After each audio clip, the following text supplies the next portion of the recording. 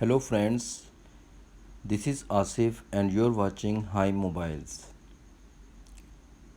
So friends, without wasting time, let's start the video. Today I'm going to show you how to change birthday on Snapchat. Simply open Snapchat. You can see a page on screen top of the right corner Snapchat settings. Just tap on it. Here is you can see birthday. Tap on birthday.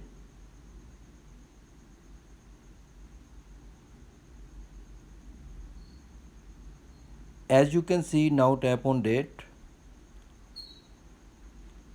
Now you have to set the Snapchat date of birth.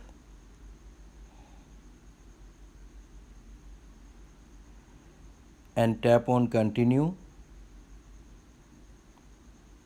Now asking Snapchat, I am 28 years old. You can tap OK. And now your Snapchat birthday has been changed. Hope the video very helpful for you.